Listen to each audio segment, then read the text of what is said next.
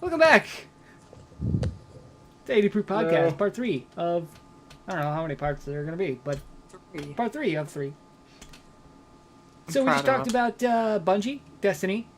Next is a boring topic called NVIDIA GTX Titan. They got a new GPU coming out. It's going to be expensive. How expensive will it be, John? Because you looked, and I didn't look. John? It'll be $1,000. 1,000 even. Holy shit. Yep. Holy shit. $999. Integrated. Actually, one thing I did look up about it is that they can't keep it in stock. Like they're currently out and they are selling faster than they can make them. So it is 1 billion GPU cores together. That's a lie. It's not 1 billion. But no, it's 2,500, give or take. Oh. Cores. Wow. What? That's some crazy shit. Yeah, it's like 2,400 or something. So. And it comes better integrated with the DirectX 11 technology, so that it will work better with technologies like tessellation and the like. And what it seems to do is. Go ahead. Go ahead. No, you. Well, what it apparently does is that it apparently is very consistent. So while some GPUs will work great with some things and not great with others, this one works. Of course, for $1,000, you expect it to work great with everything, but it is apparently very, very good at working consistently in all areas that you would use heavy graphics. So. Of course, the problem is that it costs as much as a full computer to some people. So most of us are just gonna, yeah, right. Most of us are gonna wait a couple of years until it gets a little cheaper and they come out with something new and then buy it. But I don't know. That's just the impression I got. It's worth it if you don't care about how much it costs. And there's lots of us like that out there, right? Oh yeah, I do have to ask. When are we getting a new DirectX? Because, I feel like we've been on DirectX 11 forever. That's because nobody's fucking incorporating technologies like tessellation with technologies like displacement mapping. I could actually go into displacement maps and tessellation for a while because I've been researching it for a video I want to release soon. I'd rather you didn't. That's exactly the point. It's not very interesting. It's a little boring. The point is that they haven't had the technology to overlap tessellation with displacement mapping to actually affect your graphics quality until recently. So nobody's been using it.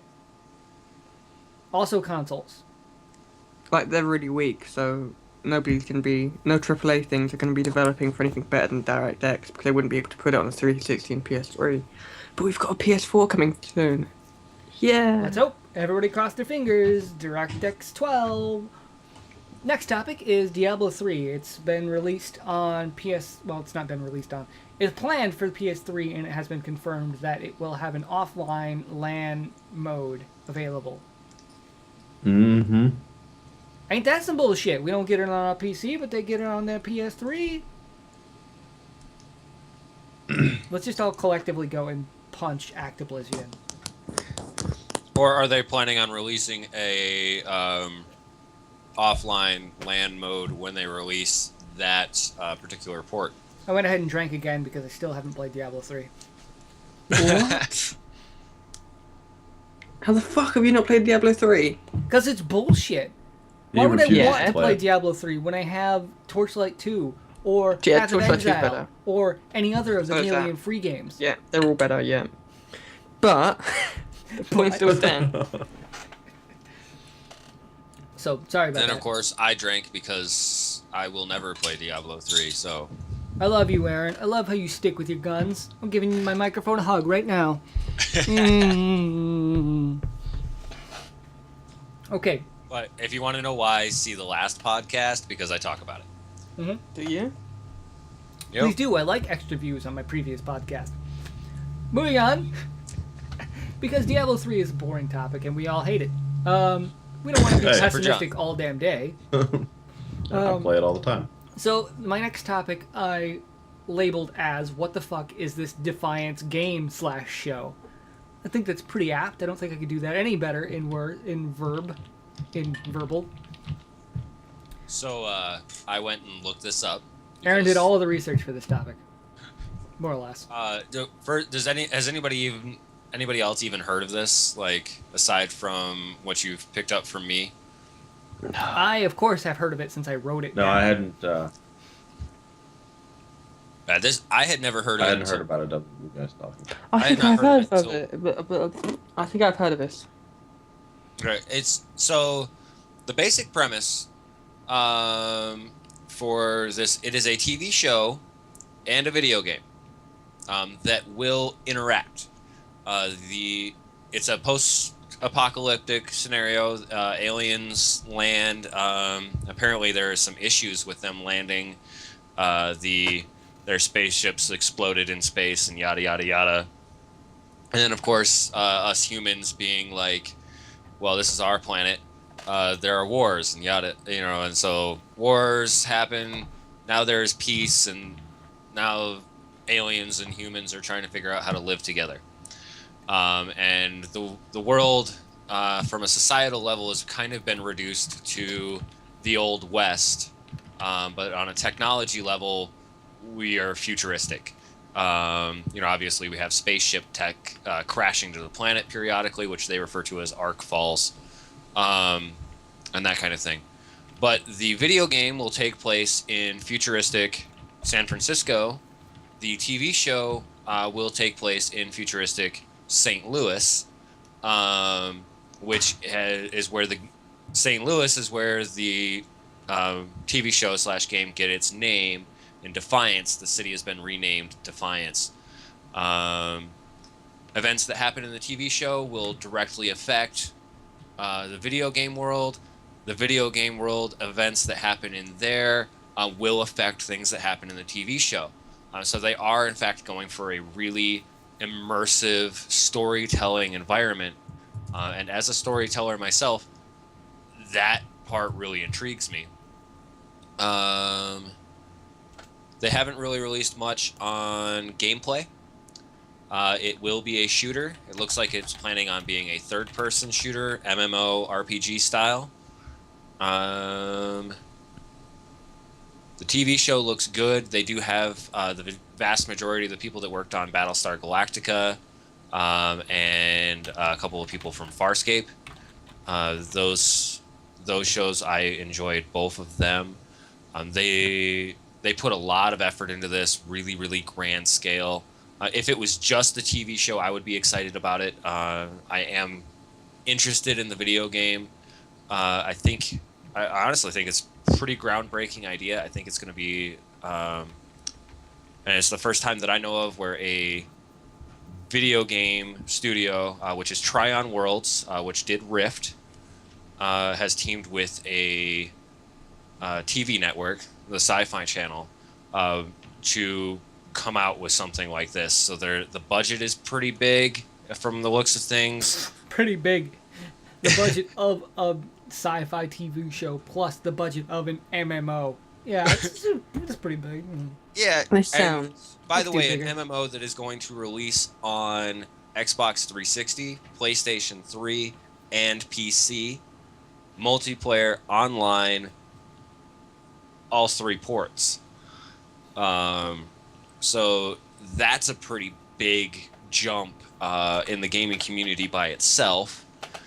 Factor in the TV show and the interactiveness between the two of those worlds. This is going to be something, I mean, if it succeeds, is going to be amazing. It has plenty of room to epically fail, but... I wanted to make the point that if it fails, Tryon has to have put every ounce of their profits from Rift into this game.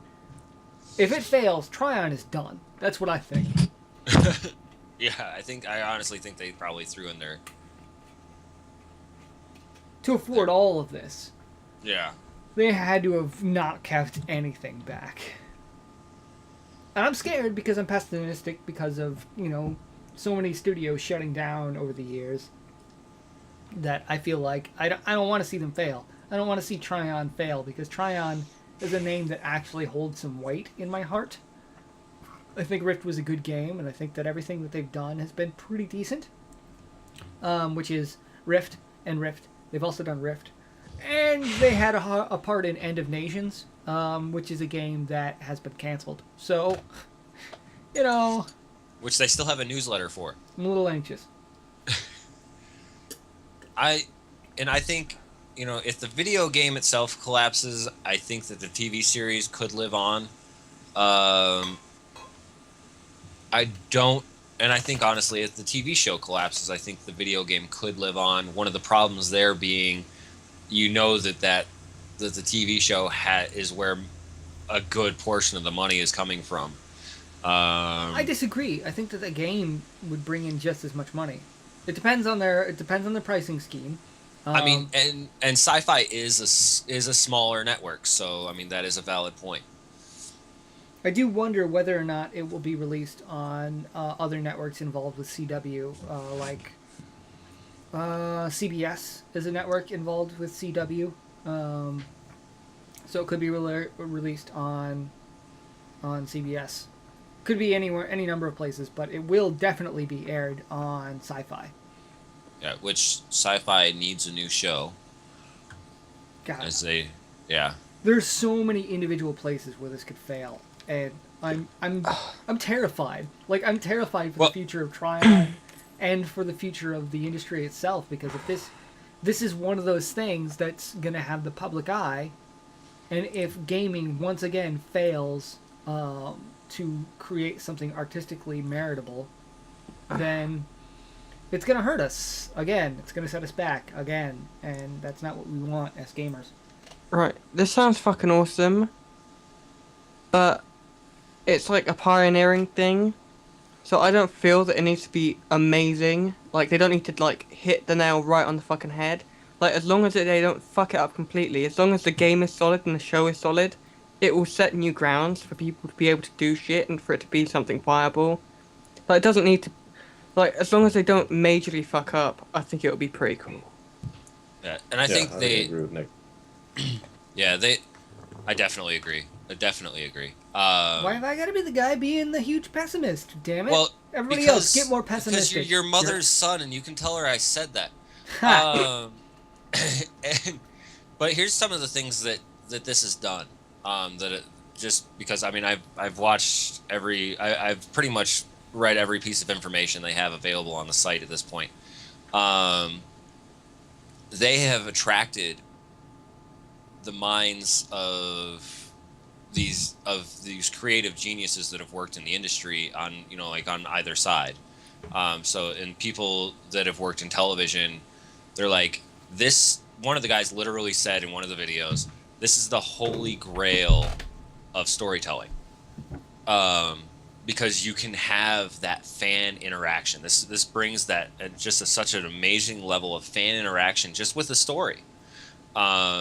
We have the TV show, so you can just sit back and you can just watch the TV show if that's all the interest you have, or you can go in and you can play and be part of this story and play the game. Or you can just play the game and, not pay any attention to the TV show, and it'll have some effect on you. But, we're all nerds, and we all like to learn lore. So, I mean, we literally get to watch the story and play the story at the same time. My biggest fear is that it will burn people out. They'll just get too much into it. They'll go too far for just, a short period of time, and then they'll be like, okay, I'm walking away. I'm done. I've been involved with this too much. I need out. I have concerns and I have excitements. In the problem with a lot of the stories, like if you go back and you try and make examples of TV or movie tie-ins with games over the years, all of the ones that have failed that I can think of have been disconnected. They've okay, so we've got the game, then we do the movie, or we've got a movie and then we'll do a game. The fact that this one is built from the ground up together gives me a lot of hope that it might work out, because you can develop those hooks into the storyline from one to the other, to the other, to the other, be it a location that's in both or a character that's in both. You can make a subconscious connection between this one and the other one, they are the same. And I actually have seen the video game representation of one of the main characters from the TV show. Do they look similar enough? Oh yeah, I mean they built the model off of the actor that is playing the character. That's the beauty. That is the beauty, and it's also has the potential to be its downfall in a way, because if you connect them too tightly to one another, one, it limits the creativity of the writers for both, because they can't have the same writers. One writer can only do so much shit.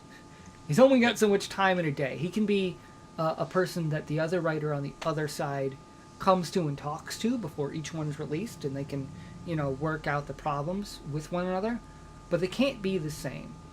So if you tie it too tightly together, one person's story can limit the other person's story.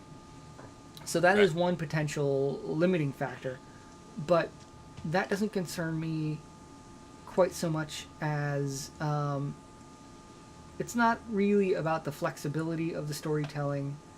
It's that if one of them starts waning to an extreme degree, I mean, like, you think about the Dresden Files, one of our favorite book series of all time. Shameless plug for Jim Butcher, because we love that man. We love Jim Butcher. Go check out the Dresden Files, the books. Put a link to his site down below. Hey, put a big link right in the middle of the screen right here to Jim Butcher's volunteering website. me for work. Foul, drink. Volunteering Actually, Okay. you can't link to shit that isn't that is outside of YouTube. So put it in the description. Put it in the description. I like can he said. apply for that, but anyway, that's not the point. That's 3 fouls down. I've got 1 remaining. I'm the only one calling fouls. Wait, you called 2 of them on me. Yeah. Well, quit being such a fouler. So the TV show was so bad that if you talk to someone about the Dresden Files, if they've heard of the TV show but they haven't heard of the book, they'll refuse to read the book sometimes. I've had this situation where I've been like, hey, have you heard of the Dresden Files? And they'll be like, yeah, that was that really terrible TV show. And I'm like, no, it wasn't a TV show, it was a book first. But they're so... The universe that show for them was has that been bad. so damaged that they're unwilling. And even if they did read the book, it might not be the same for them because they've seen such a terrible side of that universe. So I'm worried that one of them will be so bad that the other one won't be worth watching or playing. You know this holy grail of storytelling shit? No, I don't. No, that's what one of the people said. Yeah. That's stupid. Yeah, don't say that. Yeah, never say that. Because, like, it doesn't need to be that good. It can just be okay, and it'll be amazing for what it is, and it will open so many doors. And that's all we need. All we need is for it to be okay. Don't be overly ambitious with this thing. Just make it good. The hype Or train decent. sometimes ruins things. Yeah. Which is John, fair. I know you've got thoughts on this whole tie-in thing. What do you think? What do you think, man? I think it's gonna be fun. I'm looking forward to it. I spent a little bit of the time while you guys were talking, looking at some of the videos and stuff like that, and the show looks good, and the game looks good. So I don't have any doubt that it's gonna do good enough to demonstrate the principle behind it, essentially. Whether the actual whole idea of tying a TV show into a game will be attractive enough to certain people. I don't know if it's not the kind of game, the first-person shooter aspect of it is not the kind of game that people play for lots of story, in my opinion. It's the kind of game where you jump in, you have fun with your friends, you maybe drink while you play it, or you play it, at a party or something like that, and then you go on with it. It's not like it's not an RPG. It's not something you invest in. It's. I don't think we really know if there's RPG elements in it, but there There seems are to me that RPG there's got to be RPG elements. There are RPG Sure. elements in according to Tryon Worlds and the videos I've watched, really, there are RPG elements. If there's going to be a weak point, it's going to be in the game, I think, not in the show. Because the show has a proven track record of geniuses in their genre. The game side, Tryon Worlds, they made a good MMORPG, but they did not make a great MMORPG. Not like Farscape or Battlestar Galactica is in the TV world. Yeah. And Rift was just decent, like average-ish. It's still going, it's still making money. That's a point in its favor, but nothing beyond that. Yeah, I stopped playing it because what was that game that we no longer play? Came out, just went Star free to play? Wars: The Old Republic. Oh yeah, that one. Because we were all excited about that, and yeah, oh, here's another game I have to spend money on, so I'm gonna stop paying for this other one, and I'm gonna get away from it. I got bored of Rift before we stopped playing it, I gotta admit. And then now I haven't gone back to either one of them because I'm angry at the Star Wars game, and I just haven't gone back to Rift. But let's talk about let's talk about what they did really well in Rift and why I think that Tryon Worlds was a good choice for this project. Community shit. They built up a system where you could play with people in little events that were sort of like live events, and they were fun to play. They were fun, and not really end. I mean, you've got your points to make, but when did we get onto Rift? Rift is Tryon Worlds. Tryon Worlds is the game developer for the other one. No, I'm so Tryon confused. Worlds What are we did not talking make about? SWTOR. I thought we were talking about this thing that was a show. Let's clarify. Okay, this game that was a show is made by the game section of it is made by Tryon. Tryon made a game called Rift, and we're talking about Rift, whether or not they're valid as a developer, or whether or not their weakness is going to lead to the downfall of this whole tie-in thing that's coming. That is our point. Does that make sense? Yeah, it does. Yeah, I just like lost consciousness for a moment there. He's a little drunk. I just lost lucidity. I just like wasn't paying attention at all, and I'm like, wait, what Rift? What? That's not on the schedule. Where did I go? How did I get here? Where am I? Okay. Well, thank you for bringing us back to reality, Nick. I would drink to you, but I declare empty vessel. Be brief. So, the point is that I really wanted to get to, and just make this so that we can get off of this, because I think we've nearly talked it to death, really. Is that they're going to have these tie-ins, like the TV show is going to do things, and then the game, this is going to affect the game, and then the game is going to have events that affect the TV show. Well, the thing that Tryon Worlds was really, really good at in Rift was these events. They got their play. I mean, that was what really pulled their player base. They had these cool events that they could go and they could participate in, and affected the lore of the world. And so they're going to get their player base to participate in these things. Having the tie-in to see what it does to the TV show, I think is even just going to add to that, which is why I think that this project actually will succeed. That's where I think that strength really lies. That, and from listening to the videos that I've seen, one of the ones they were talking about is like, since we get to plan like kind of what we want to do in the TV series ahead of time, what I think we're going to see in this game and this TV series, you have your seasons, right? Where, so they're going to, instead of having like patches, and expansions that you can buy, it's like you've got the next season coming out. And I'm sure there'll be patches and expansions and whatever that happen along with that as well. But they'll get like, okay, we've got this next season. We know that we're going to see events. We know we're going to see changes. We have to go back and we have to play this game. Just like, okay, it's freaking Tuesday night at 10 o'clock. I have to watch this TV show. I think that we're going to see that kind of behavior move over into this video game. That's my point. I'm done. Good point, buddy. You're on top of things. Should I move on to the next topic?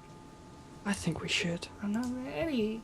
I'm not emotionally prepared for this. All right. EA. Oh no. Oh no. he just went down and looked at what the next topic was. EA adding microtransactions to every game. I've got a quote. Oh no. I got a quote. I have the quote of the guy in the little convention thing that he said this. What is it, Blake Jorgensen? Some like ridiculous name, like action hero name, of EA's leader of finance. It's not leader, it's developer, distributor, in charge of guy of finance. So here's the quote. We're building into all of our games the ability to pay for things along the way, either to get a higher level, to buy a new character, to buy a truck, a gun, whatever it might be. The consumers are enjoying and embracing that way of business. I had to look really hard to find the full quote so I wouldn't have anything out of context. This is the entirety of the quote. There is nothing to be taken out of context here. Literally, that's what he said. So, EA wants to build microtransactions into every single game they produce. Yeah. We're not here to make the argument that this is good for gaming. Obviously, no one thinks this is good. Is everybody willing to raise their hand and agree to that? Yes, and actually, I'm going to drink to that. I'll drink to that. Yeah. Okay. So the discussion here really is, let's make fun of EA being a dumbass again? Didn't he release a second quote? Or someone released a second quote? I haven't found Didn't any it second sound quote a from bit him. less stupid, but it's still fucking stupid? I certainly haven't found anything of that nature, but I'm sure that it exists.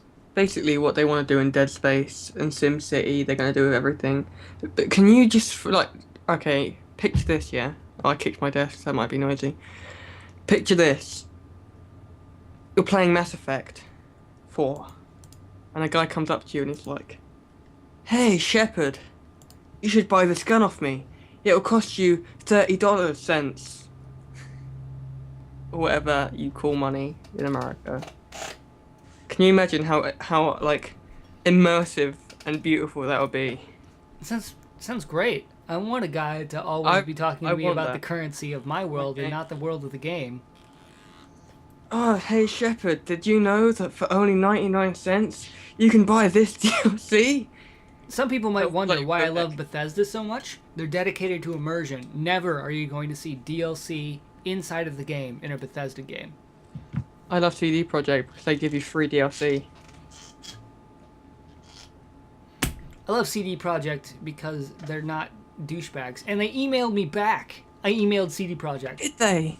Yeah, isn't That's that great? fucking awesome. What did they say? I'm not going to go into details on that because it's sort of Oh, tell me after the podcast. kind of a little douchey for me to talk about the bullshit that I've had with other companies. But they're very friendly, and I emailed them. It's my pissant YouTube thing, and they emailed me back specific answer to my questions. So how badass is that, right? But that has nothing to do with EA. So let's talk about EA, DLC, and our opinions on DLC in general. Let's just talk about our opinions on DLC, because it's not always bad, right? Well, yeah, I mean, it's a great way to add, replay value to your games. You create a great game like Borderlands 2, Borderlands. The DLC for those games, add new stuff so that you can continue being extra ridiculous. It is fun. I support that one. That's not a bad deal. And it's not like, okay, say the worst example I can think of for DLC. The Elder Scrolls Oblivion on the Xbox 360 had, horse armor was one of their DLCs. You could pay like $10 to get armor for your horse. And literally, it was just aesthetic and actually didn't help out your horse any. It didn't make them more durable. It just made your horse prettier. It looked fucking stupid. Also, it didn't look very good. It looked legit like the stupidest fucking thing ever. I didn't buy it, so I didn't know what it looked like, but in the picture, it looked pretty dumb. So that's like the worst example of DLC. But it's not like they beat you over the head with it. You could, and it came out after the game was released. Well after the game was released, they were like, oh, let's try out this DLC thing, and they released the ability to buy horse armor for like $4 or whatever it is. So if you didn't like it, you just didn't go into the menu outside of the game to buy it. It was as simple as that. Even that, I really, really respect and I'm okay with, because somebody might want that and buy and might pay for that. But if you put it inside the game to where it interrupts the flow of gameplay, it's fucked up. And if you develop a game, you release it, and before the game is even released, you have DLC finished for it, and you charge people for that, that should have been inside of the game. You can't charge for that. That's bullshit. So there are a lot of ways that even the worst of DLC can be good. And the best of DLC is like, well, I guess Skyrim has some good examples since we're sticking with Bethesda at the moment. I don't remember the name of the DLC, but the one that added a full another continent that you could go and there's full other quest lines with the vampires and the werewolves on Dragonborn. Vanguard. Not Dragonborn. Dragonborn's a different one. Dragonborn's better, actually, but I don't know anything about Dragonborn, so I can't talk about it. So yeah, it has a whole other continent, a bunch of different quest lines that you can do on a completely separate continent. You pay for it, it gives you more of what you loved about the game. That's the best kind of DLC, and that's great for a game's lifespan. Do you guys prefer expansions or DLC? Because I like expansions better than like having a small chunk of content. I would argue that there's no difference between an expansion and a good DLC. Like the one with the vampires and whatever on Skyrim, it's a whole different storyline. Maybe it's shorter than you might expect from an expansion, but that's just your expectations. That has nothing to do with the definition of what an expansion is. Yeah. I think something that'll be pretty relevant to talk about actually is they're not adding DLC to every game, they're adding microtransactions, right? Do you guys think microtransactions even work on a fucking pay-to-play game? Like, if I buy fucking, I don't know, Fallout, because we're talking about Bethesda, is buying a random gun, like, they're not talking about story DLC, they just, like, buy a random stupid thing that helps you in the story or whatever. Is buying a gun a thing that even works? Does that make sense in those games? I don't think it does. Absolutely not. I think that in any single-player game, microtransactions make no sense. Also, have any of us played Dead Space 3? No. No. Everyone drink! Yes! Social! I was about to drink anyway. I had it on my lips. I am out of my vodka water. I can taste you on my lips and smell you in my clothes. No, you can't. That'd be gross. Yeah, whatever. Yeah. Like, if EA says we're going to add DLC to every game, I'd be like, yeah, that'd be okay. But microtransactions? What? Why were those synonymous in my vocabulary? They literally were synonymous up until now.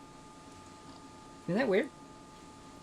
They're similar. But microtransactions normally free to play. Like, LOL is microtransactions. It's not like they're, like, if you want to play Summoner's Rift, you have to DLC $5. It's like, do you want some stupid skin? What stats do they have that say that consumers are enjoying and embracing that way of business? No one's enjoying or embracing that way of business. No one. I think they're looking at the free-to-play models and trying to add them to their console games. I can tell you what model they were using for this whole speech. It was a game, Simpsons, like Living Large or something like that. It was a free-to-play cow clicker game based on The Simpsons, where you build a little city like Farmville.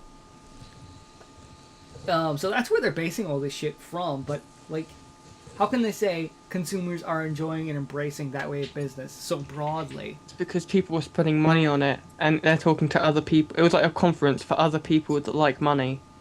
Yeah, it was the Ponzius name for. They're enjoying it. I spent time trying to find the name of the conference, but it was the Ponzius name for a conference I've ever heard. We like money, so do you, Con. It was like Forbes something. I fucking hate. Let me look up EA Ponzi conference. That's actually auto-completed. EA Ponzi Conference. Actually. I've bought RP and LoL and stuff because, like, I feel like I'm stealing from Riot because I play their game so much and I like it so much and I'm not paying for it.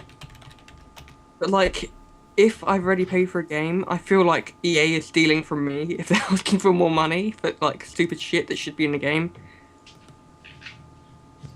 Yeah, I guess the real point here is that if you like a game enough, you're going to give them your money if given the opportunity.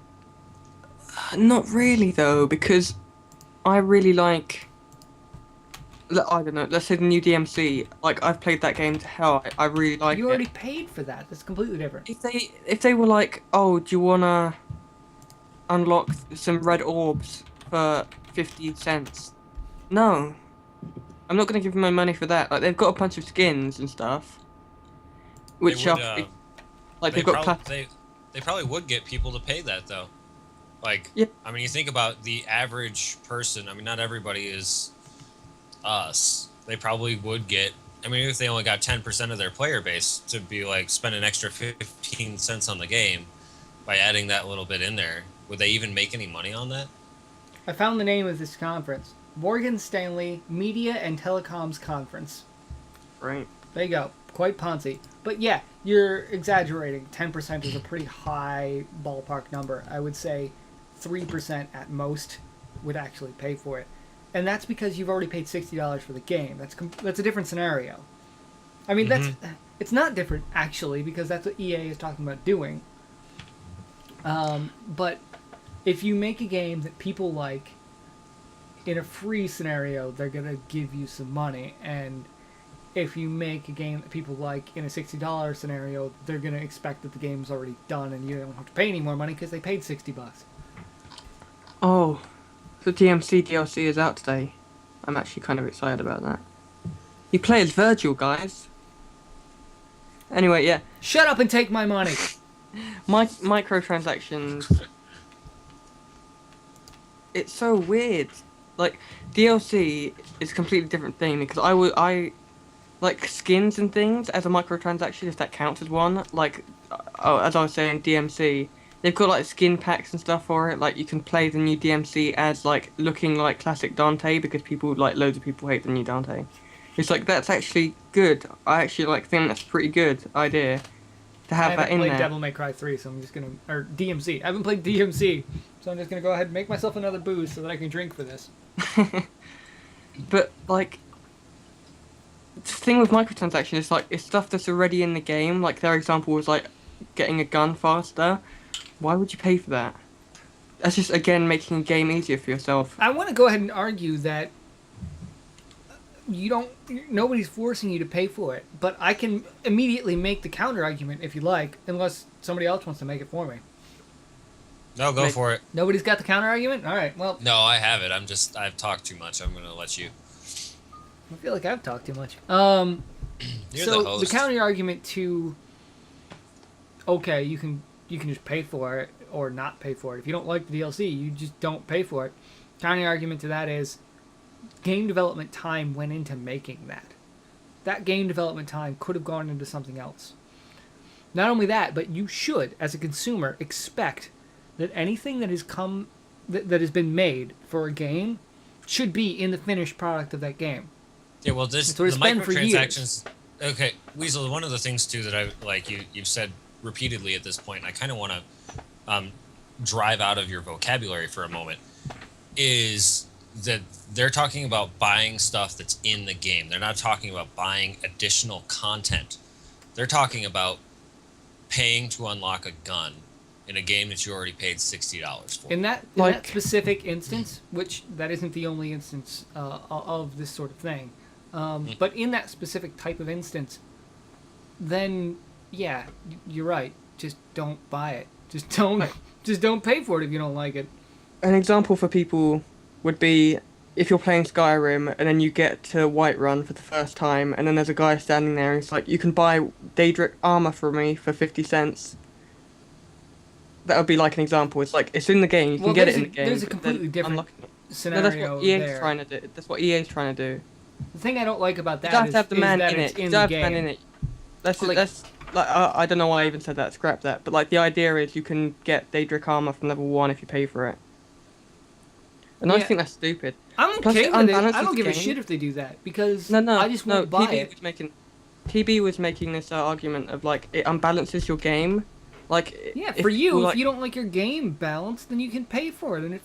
no, And because fuck, if you don't like the game for the full changes life the of the way game, a game is designed, yeah, the game which like negatively affects the final product of the game. They like design it for that around guy having who's stupid enough to microtransactions. pay for it, then that guy's game might be damaged because the difficulty curve is altered. But Go watch one of Total just Biscuits. don't buy it. Go watch one of Total Biscuits' recent content patches. No, and I've he will watched explain that. it much I more clearly watched than that I can. I watched that content patch.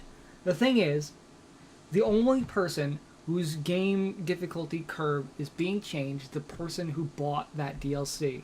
And if they are the one who wants an easier gameplay until they're done, they're the one who paid for it. They're the one who suffers for it. It Yeah, doesn't, but doesn't if affect anybody who doesn't buy microtransactions it. are going to be part of the game, it's going to be like it's an inherent like core feature of the game. So they're going to have to design the game around it, and it means they're going to change the game and they're going to compromise the game to have the microtransactions.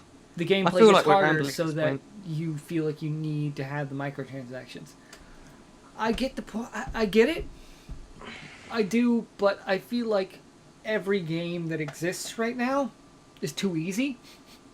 So it doesn't bug me all that much for them to tool difficulty towards a person who has bought DLC, because then I feel like it's actually good enough for me. But I guess it's a bad thing for gaming in general because most gamers are not as good at games as I am. I'm going to say that, and then every mistake I make in any video I make from now on, everyone's going to be like, I thought you were good at games, Nathan. What's wrong with you? Video on my channel. What is it? No, you're right. It's bad for games. It's bad for games. I would just like to go ahead and say this because I believe this for years. EA is bad for video games.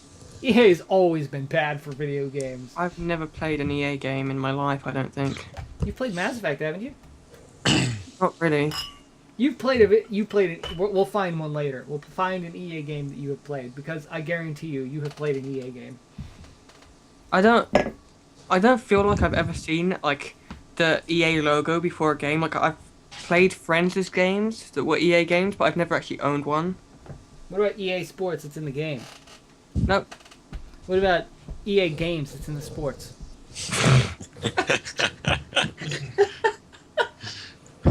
Wasn't Unreal Tournament in the game? Probably. Am I wrong? I don't know. Now we've gone through it. We're done. We're done with EA, and we're That done might with the take some topics editing. of the month. Because we've been here for 43 minutes and 15 seconds.